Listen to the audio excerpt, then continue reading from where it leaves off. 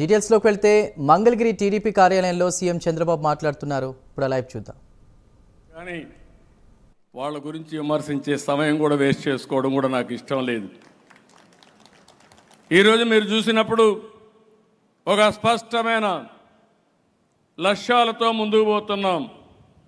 Wealthy, healthy, happy society లక్ష్యంగా ఈరోజు NDA ముందుకు పోతా ఉందని మరొక్కసారి తెలియజేస్తున్నా. ఆదాయం ఉంటే చాలదు, ఆరోగ్యం ఉండాలి, ఆనందం ఉండాలి. ఇవన్నీ జరగాలంటే ఒక ప్రాపర్ ఎకోసిస్టమ్ కూడా ఉండాల్సిన అవసరం ఉంది.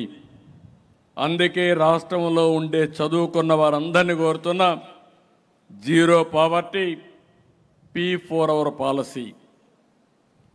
ఏదైతే PPPలో పబ్లిక్ ప్రైవేట్ పార్ట్నర్షిప్తో ఆ రోజు మనందరం ఆలోచించి సంపద క్రియేట్ చేశాం. ఈరోజు నేషనల్ హైవేలు వచ్చాయంటే, లేకుంటే టెలికమ్యూనికేషన్ సెక్టర్ డెవలప్ అయిందంటే కారణం ఈరోజు PPP మోడల్లో వచ్చాయి.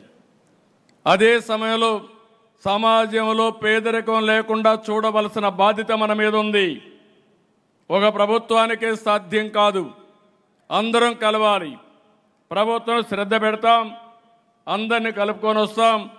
ఎన్డీఏ నాయకత్వం ఎవరైతే ఉన్నారో ఇక్కడ ఈ రాష్ట్రంలో మీరు చొరవ తీసుకోండి.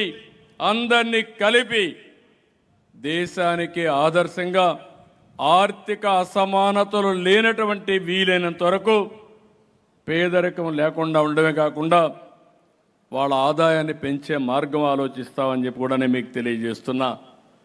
నిన్న మొన్న చూస్తున్నాం. నేను ఒక మాట చెప్పాను, నాకు అక్కడక్కడ కంప్లైంట్లు వస్తున్నాయి. తెలుగుదేశం పార్టీ నాయకులు లేకపోతే ఎన్డీఏ నాయకులు ఒకరిద్దరు అవతల వైఎస్ఆర్ కాంగ్రెస్ పార్టీకి పనిచేస్తున్నారు. మీరు పని చేయాల్సింది ఎన్డీఏ నాయకులకు పని చేయాలని చాలా స్పష్టంగా చెప్పాను. దీంట్లో నష్టం లేదు. అర్హులందరికీ సంక్షేమ కార్యక్రమాలు చేస్తాం, ప్రజలందరికీ అభివృద్ధి కార్యక్రమాలు చేస్తాం. అదే సమయంలో రాజకీయ పరిపాలన ఉంటుంది, సుపరిపాలన ఉంటుంది. ఆ రాజకీయ సుపరిపాలనలో భాగస్వాములు ఎన్డీఏ నాయకత్వాన్ని మరొక్కసారి స్పష్టం చేస్తున్నా. ఒక ట్రస్ట్ బోర్డు ఉంది, ఎన్డీఏ నాయకులు ఉంటారు. ఒక కార్పొరేషన్ ఉంటుంది, లేకుంటే ఇంకొక దగ్గర ఉంటాం. ఎన్డీఏ నాయకత్వం కూర్చొని డిసైడ్ చేస్తాం. ఆ గౌరవం ఎన్డీఏ నాయకులకు ఉండాలని తప్ప వైఎస్ఆర్ కాంగ్రెస్ పార్టీతో ఎవరైనా లాలూచి పడతారేమోని ఆ మాట చెప్పాను. దీంట్లో గింజుకుంటున్నారు వైఎస్ఆర్ కాంగ్రెస్ పార్టీ. అంటే మన వాళ్ళని కూడా లంచాలు ఇచ్చి ఎక్కడికక్కడ అవినీతి పనులు చేసుకోవాలని చూస్తున్నారు. కానీ కబద్దార్, జాగ్రత్తగా ఉండండి, మీ ఆటలు సాగనివ్వను. అంటే ఏదో రెచ్చిపోతున్నారు, రెచ్చిపోవద్దండి. నేను ఎప్పుడు కూడా సంక్షేమ కార్యక్రమాలు అర్హులందరికీ ఏమంటున్నాను. అట్లని చెప్పి దబాయిస్తే ఇస్తామనుకుంటే మాత్రం అది పగటి కలగా మిగులుతుంది. గుర్తుపెట్టుకోమని కోరుతున్నాను. నేను ఇంకొక మాట కూడా చెప్పాను, రాజకీయాల్ని కలుషితం చేశారు, రాజకీయ ముసుగులో నేరాలు చేశారు, ఘోరాలు చేశారు. అలాంటి నేరాలు ఘోరాలు చేసినప్పుడు ఎవరు తప్పు చేసినా చట్టం దాని పని చేసుకుంటా పోతుంది తప్ప ఇంకొకటి కాదని చెప్పి కూడా నేను మీకు తెలియజేస్తున్నా. నిన్న మొన్న ఇంకొక విషయం కూడా ఇక్కడ వచ్చినప్పుడు తెలుగు జాతి అందరికీ విజ్ఞప్తి చేస్తున్నా, తెలంగాణలో ఉండేవాళ్ళకు కూడా విజ్ఞప్తి చేస్తున్నా. నేను గోదావరి నీళ్లు బనకచెర్లకు తీసుకుపోతానని చెప్పాను. పోలవరం టు బనకచెర్ల. ఎక్కడి నీళ్ళు ఇవి? సముద్రంలోకి పోయే నీళ్లు. సముద్రంలోకి పోయే నీళ్లు నేను తీసుకుపోతానంటే దాన్ని కొంతమంది ఒక పార్టీ రాజకీయం చేస్తే వాళ్ళు చేశారు కాబట్టి మేము చేయకపోతే వెనకబడిపోతామని ఇంకొకరు మాట్లాడే పరిస్థితికి వచ్చారు. ఇది మంచిది కాదు. నేను ఎప్పుడో ఒకటే చెప్తున్నాను, తెలుగుదేశం పార్టీ మొదటి నుంచి కూడా తెలుగు జాతి కోసం పెట్టిన పార్టీ. ఒక యుగ పురుషుడు ఎన్టీ రామారావు గారు పెట్టిన పార్టీ ఇది. ఆ రోజు ఈ రోజు తెలుగు జాతి కోసం పనిచేస్తున్నాం. నేను ఆ మాటే చెప్పాను. విభజన రోజును కూడా మీరు గుర్తుపెట్టుకోవాలి. నాకు 2 ప్రాంతాలు సమానం అని చెప్పాను, 2 కళ్ళు అని చెప్పాను, ఇద్దరికి సమన్యాయం చేయమన్నాను.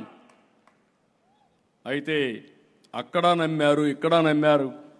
అక్కడ మేము బీజేపీ పోటీ చేసి 20 సీట్లు గెలిపించారు, ఇక్కడ అధికారాన్ని ఇచ్చారు. అది నా జీవితంలో ఎప్పుడూ మర్చిపోలేనని చెప్పి మీ అందరికీ మరొక్కసారి విజ్ఞప్తి చేస్తున్నా. సముద్రంలోకి పోయే నీళ్లు తీసుకుపోతామంటే దానికి కూడా ఎక్కడ రైట్ ఉందని ఆలోచిస్తామంటే ఎక్కడికి పోతాను? కాళేశ్వరం ఉంది. నేను ఎప్పుడు అపోజ్ చేయలేదే, నేను వెల్కమ్ చేశాను. గోదావరి పైన మీరు ప్రాజెక్టులు కట్టండి, నీళ్లు తీసుకోండి. గోదావరి ఒకటే తెలుగు జాతికి శ్రీరామ రక్ష. నీళ్లు సముద్రం లేకపోతున్నాయి. 100 సంవత్సరాల చరిత్ర, 1000 టీఎంసీ నీళ్లు సముద్రం లేకపోతున్నాయి. నా కోరిక ఇదే కాదు, గంగా కావేరి నదుల అనుసంధానం చేయాలి. ప్రధానమంత్రి నరేంద్ర మోడీ గారి కంటే ముందు వాజ్పేయి గారు ఒక టాస్క్ ఫోర్స్ కూడా వేశారు. నేను ప్రధానమంత్రి గారి దృష్టి తీసుకొచ్చినప్పుడు ముందు ఇంట్రా రివర్ లింక్ చేద్దాం, విత్ ఇన్ ది స్టేట్స్ అన్నీ కంప్లీట్ చేద్దాం. ఇది పూర్తయితే నేను గుజరాత్లో కూడా చేశాను, మీరందరూ కూడా స్టార్ట్ చేయండి. ఇది పూర్తి అయిన తర్వాత నేషనల్ లెవెల్లో రివర్స్ లింకేజ్ ఈజీ అవుతుందని ప్రధానమంత్రి గారు కూడా చెప్పే పరిస్థితి వచ్చారు. నేను చాలాసార్లు చెప్పాను, రాజకీయ నాయకులకి పాజిటివ్ థింకింగ్ ఉండాలి. ఈరోజు నరేంద్ర మోడీ గారు ఉన్నారు, మనం అందరం ఆలోచిస్తున్నాం. సరైన సమయంలో దేశానికి సరైన నాయకుడిగా నరేంద్ర మోడీ రావడం ఈ దేశం అదృష్టం అని మరొక్కసారి మీ అందరికీ విజ్ఞప్తి చేస్తున్నా. ఏదో నేను పొగడానికి చెప్పడం లేదు. ఒక సుస్థిరమైన పాలన, అభివృద్ధి, సంక్షేమం, సుపరిపాలన ద్వారా దేశాన్ని ముందుకు నడిపిస్తున్నారు. అందులో భాగంగా నా కోరిక కూడా ఉంటుంది. నా కోరిక ఆయన దేశాన్ని నడిపిస్తే నేను తెలుగు జాతిని అగ్రజాతిగా తయారు చేయాలనేది నా లక్ష్యం. నాకేం కావాలండి? 45 ఏళ్లుగా నన్ను అందరూ కూడా ప్రేమించారు. తెలుగు జాతి చరిత్రలో మీరు చూస్తే మన నాయకుడు ఎన్టీ రామారావు గారికి మీరు చూసినప్పుడు ఎప్పుడు కూడా తిరుగులేదు ఆ నాయకుడికి. ఆయన అనుకుని జరిగింది. 9 నెలల్లో పార్టీ పెట్టాడు, అధికారానికి వచ్చాడు. దేశ స్థాయిలో అన్ని పార్టీలను కలిపి ప్రత్యామ్నాయాన్ని ఏర్పాటు చేసే పరిస్థితికి వచ్చాడు. తెలుగు దేశం పార్టీకి ఒక చరిత్ర సృష్టించిన వ్యక్తి ఎన్టీ రామారావు గారు. అలాంటి నాయకుడి తరపున ఆయన చూసినప్పుడు ఇంకో పక్క ఈ రాష్ట్రంలోని పివి నరసింహరావు గారు వచ్చి ఈ దేశాన్ని దశ దిశ మార్చే విధంగా రిఫార్మ్స్ తీసుకొచ్చాడు.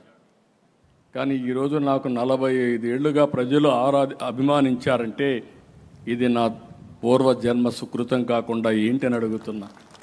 నాకేం కావాలని అడుగుతున్నా. నాకేం అవసరం లేదు. జాతి ప్రయోజనాలే నా ప్రయోజనం, రాష్ట్ర ప్రయోజనాలే నా ప్రయోజనం. అందుకే మళ్ళీ విజ్ఞప్తి చేస్తున్నా, తెలంగాణలో కూడా సముద్రంలోకి పోయే నీళ్లు కరువు ప్రాంతానికి తీసుకుపోతే ఎవరు బాధపడక్కర్లేదు.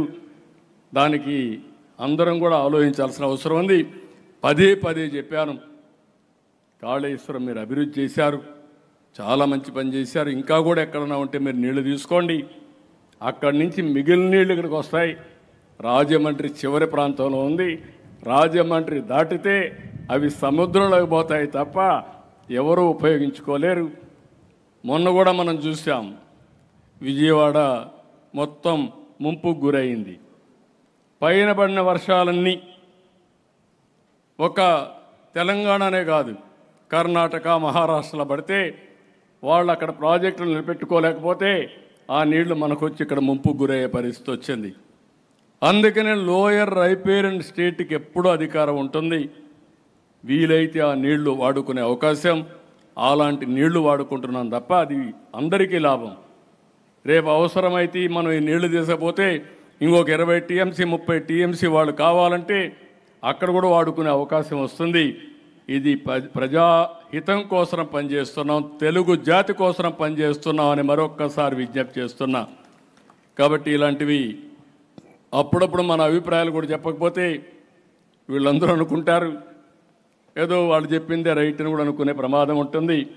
అది కరెక్ట్ కాదు. ప్రతి ఒక్క తెలుగు జాతి మొత్తం అందరం ఆలోచించుకోవాల్సింది, ఇక్కడున్నా తెలంగాణలో ఉన్నా ఎక్కడున్నా తెలుగు జాతి ప్రపంచంలో ఏ దేశంలో ఉన్నా, ఏ రాష్ట్రంలో ఉన్నా, ఏ రాష్ట్రాల్లో ఉన్నా తెలుగు జాతి కోసం చిరస్థాయిగా తెలుగుదేశం పార్టీ పనిచేస్తుందని మరొక్కసారి హామీ ఇస్తున్నా. కాబట్టి ఇలాంటి సందర్భాల్లో మిమ్మల్ని అందరినీ చూసిన తర్వాత చాలా ఆనందం కలుగుతూ ఉంది. మీతో ఈ విజయోత్సవాలు జరుపుకోవడం చాలా నాకు కూడా కొత్త జోష్ వస్తూ ఉంది, కొత్త ఎనర్జీ వస్తూ ఉంది. రాబోయే రోజుల్లో మనం అందరం కలిసి ఇలాంటి విజయోత్సవాలు ఎక్కువ జరుపుకోవాలి. కానీ ఎన్ని ఎన్నికల్లో మనం గెలవగలిగితే, ఎంత పెద్ద మెజారిటీ గెలిస్తే అంత పెద్ద సుస్థిరతకు నాంది పలుకుతుంది. అలాంటి సాధించినటువంటి వ్యక్తులకి ఎన్డీఏ పార్ట్నర్స్ అందరూ